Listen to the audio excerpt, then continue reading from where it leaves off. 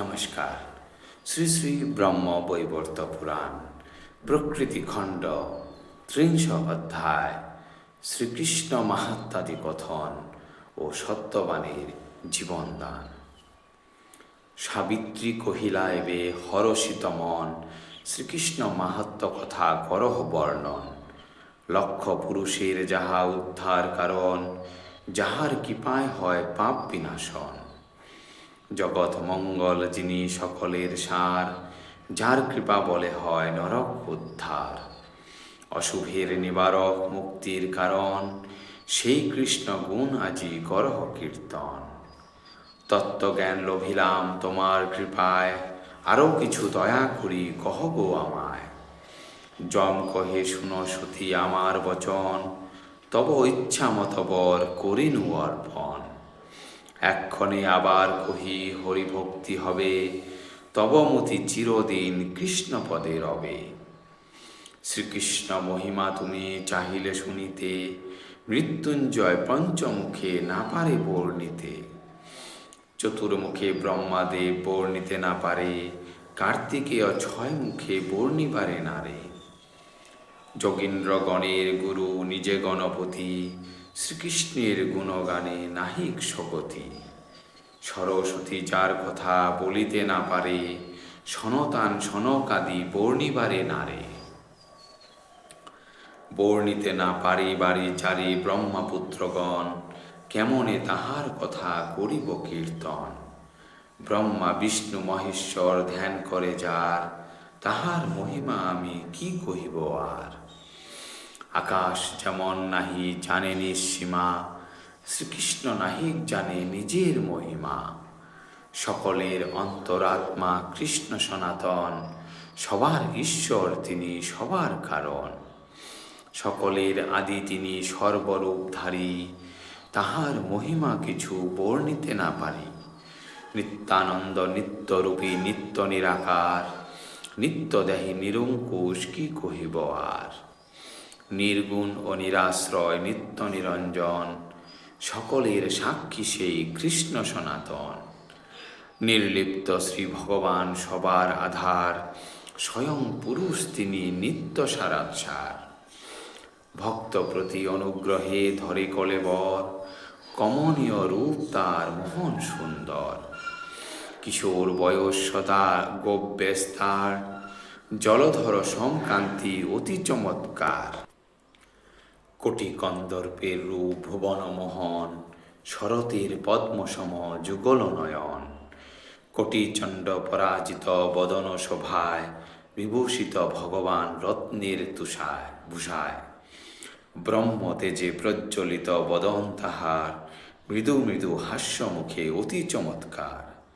পরিধানে পীতবস্ত্র শান্ত কলেবর, অধরে মোহন বংশী শোভে নিরন্তর।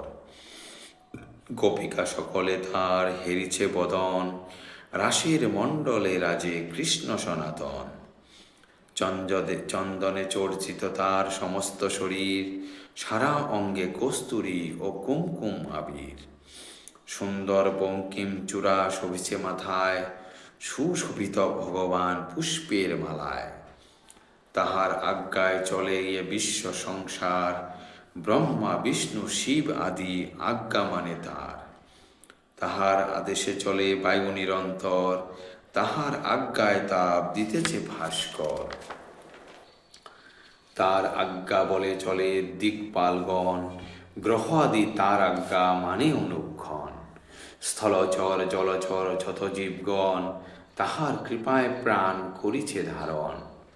তাহা হতে আবির্ভূত ভূত সমুদয়, তাহাতে বিলীন হয় অন্তিম সময়।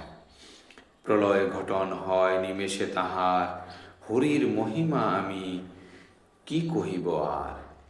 শ্রীকৃষ্ণ মাহাত্ম্য আমি করিনু কীর্তন, এক্ষণে ফিরিয়া যাও আপন ভবন। এত শুনি ধীরে ধীরে সাবিত্রী সুন্দরী, কহিলেন যমপ্রতি যুক্ত কর অতি। পতিরে রাখিয়া আমি তোমার সদনে, কেমনে যাইব বল আপন ভবনে। শুনিয়া সাবিত্রী বাক্য কহে মৃত্যুপতি, অকারণ কেন কথা বলো তুমি সতী। মৃত ব্যক্তি পুনরায় লালভে জীবন, মৃতের জীবন নাহি করি প্রত্যাপন। বৃথা অনুনয় করি কষ্ট পাবে মনে, শ্রীহরিরে ভজ গিয়া আপন ভবনে। সাবিত্রী সুন্দরী শুনি যমরাজ বাণী, ঈষৎ রৌষতেজ বলে এ কথা না মানি। আপনার প্রতিশ্রুতি করহ পালন, স্বামী সহ লক্ষ বর্ষ করিব যাপন। প্রতি সহবাসে মোর শতপুত্র হবে, এই সব বরদান মিথ্যা কিহে তবে। ধর্মরাজ বলি তুমি জগতে বিদিত, এইরূপ অবিচার হয় কি বিহিত। সতীর এতেক বাক্য শুনি ধর্মরাজ, আপনার কার্য স্মরি পাইলেন লাজ। ক্ষণেক থাকিয়া মৌনী কহে ধীরে ধীরে, শুনব সাবিত্রী সতী স্বামী লও ফিরে।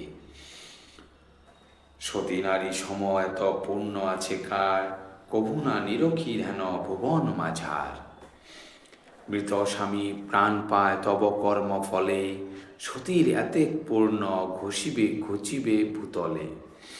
এত বলি ধর্মরাজ অতিরিষ্ট মন, সাবিত্রীরে প্রতিপান করিলা অর্পণ।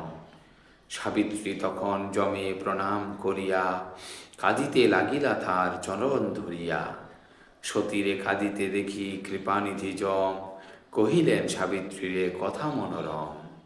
শুনো শুনো সাধ্বী তুমি শুনো প্রতিব্রতে, লক্ষ বর্ষ সুখ ভোগ করিবে ভারতে। পরিণামে গোলকেতে করিবে গমন, সাবিত্রীর ব্রত তুমি করো আচরণ। চতুর্দশ বর্ষ ব্রত করে যেই জন, মোক্ষ লাভ করে সেই শাস্ত্রের বচন। ১৬০০ বৎসর ধরি ব্রত যেই করে, অন্তিমে সেজন যায় বৈকুণ্ঠ নগরে।